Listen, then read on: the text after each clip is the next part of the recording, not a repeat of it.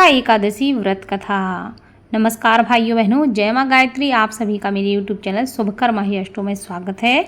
आज के इस वीडियो में सुनते हैं भाद्रपद कृष्ण पक्ष में पड़ने वाली अजा एकादशी व्रत की कथा।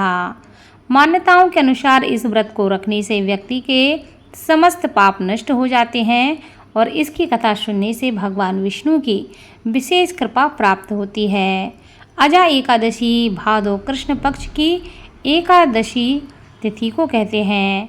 पौराणिक मान्यताओं के अनुसार भगवान कृष्ण ने युधिष्ठिर को इस एकादशी के महात्म्य के बारे में बताया था। पौराणिक कथा के अनुसार इस एकादशी का व्रत रखने से मनुष्य को उसके सभी पापों से मुक्ति मिलती है, उसकी सभी मनोकामनाएं पूरी होती हैं।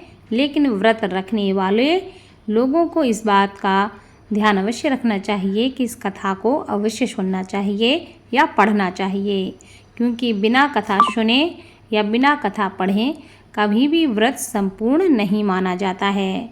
मान्यताओं के अनुसार भगवान राम के वंश में अयोध्या नगरी में एक चक्रवर्ती राजा राज्य करते थे, जिनका नाम हरिश्चंद्र था। राजा अपनी सत्यनिष्ठा और ईमानदारी के लिए बहुत ही प्रसिद्ध थे। हर कोई उन्हें पसंद करता था। कहते हैं कि एक बार देवताओं ने उनकी परीक्षा लेने की योजना बनाई। इस परीक्षा के तहत राजा ने सपने में देखा कि उन्होंने ऋषि विश्वामित्र को अपना राजपाट दान कर दिया है। सपने के अगले दिन सुबह के समय विश्वामित्र सच में उनके द्वार पर आकर कहने लगे कि तुमने सपने में मुझे अपना राज्य दान कर दिया है। राजा ने भी सत्यनिष्ठ व्रत का पालन करते हुए अपना संपूर्ण राज्य समेत अपनी पत्नी, बेटा एवं स्वयं को भी बेच दिया। अब राजा किसी चंडाल के घर दास बन गया।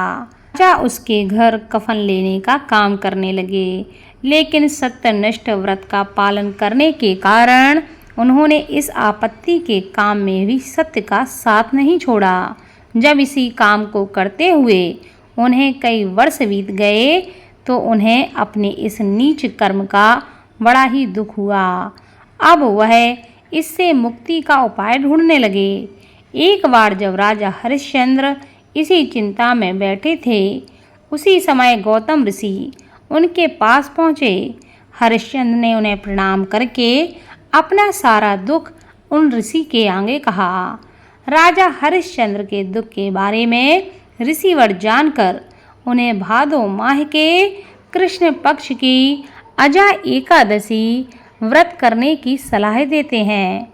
महर्षि गौतम के कहे अनुसार राजा हरिश्चंद्र ने विधि विधान के साथ अजा एकादशी का व्रत किया और कथा का स्मरण किया।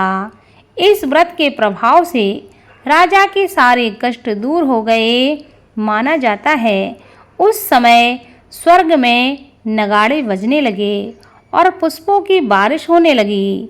राजा को ब्रह्मा, विष्णु और महेश और देवेंद्र आदि देवताओं ने साक्षात दर्शन दिए, जिसके बाद राजा ने अपने मृत पुत्र को भी जीवित और अपनी पत्नी को राजसी वस्त्र तथा आभूषणों में देखा। व्रत के प्रभाव से ही राजा को अपने राज्य की फिर से प्राप्ति हुई। वास्तव में एक ऋषि ने राजा की परीक्षा लेने के लिए उन्हें इतने कष्ट दिए थे, परंतु अजा एकादशी व्रत के प्रभाव से ऋषि द्वारा रची गई सारी माया का नाश हो गया और अंत में हरिश्चंद्र को उनके परिवार सहित स्वर्ग लोक की प्राप्ति भी हुई। अतः यह सब अजा एकादशी व्रत के कारण ही संभव हुआ था।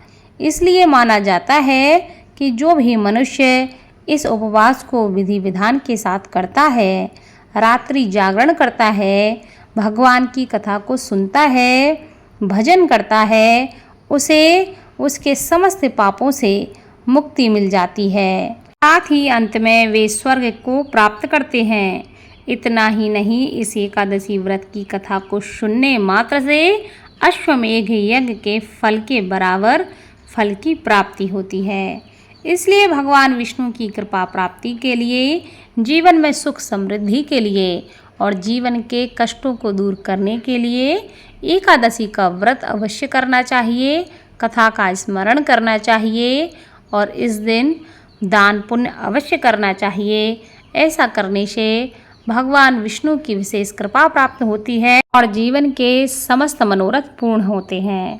बोलो लक्ष्मी नारायण की जय।